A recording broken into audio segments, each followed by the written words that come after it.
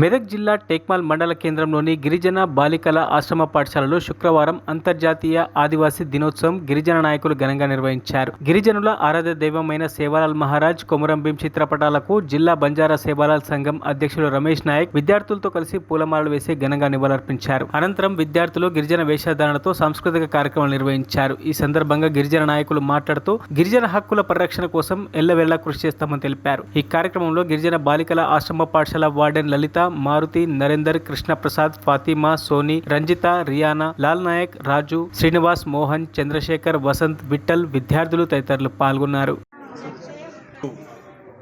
గిరిజనుల ప్రపంచ దినోత్సవం టేక్మాల్ మండల్లో గిరిజన ఆశ్రమ పాఠశాలల్లో మా వేషధారణలతోటి గిరిజన దినోత్సవానికి పెద్ద ఎత్తున మేము జరుపుకోవడం జరుగుతుంది.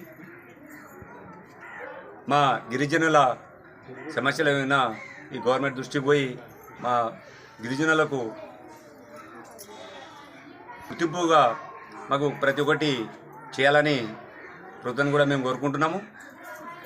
మా వెనుకబడ్డ తెగ జాతి కాబట్టి ఇలా ప్రపంచ గిరిజన దినోత్సవానికి జరుపుకుంటూ చాటిగా మేము గుర్తు చేస్తూ ఈ హాస్టల్లో ప్రోగ్రాం చేయడం. ఈ యొక్క జాతీయ గిరిజన దినోత్సవం యొక్క శుభాకాంక్షలు.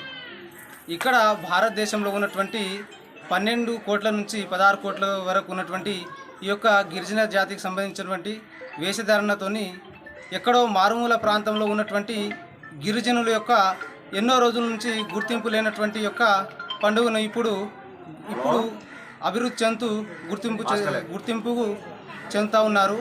కాబట్టి ప్రతి ఒక్క మారుమూల తండలు కానీ ప్రతి ఒక్క విద్యార్థులు కానీ ఈ యొక్క వేషధారణతో ఇవాళ మా యొక్క హాస్టల్లో ఈ యొక్క పండుగను ఘనంగా జరుపుకుంటున్నాము.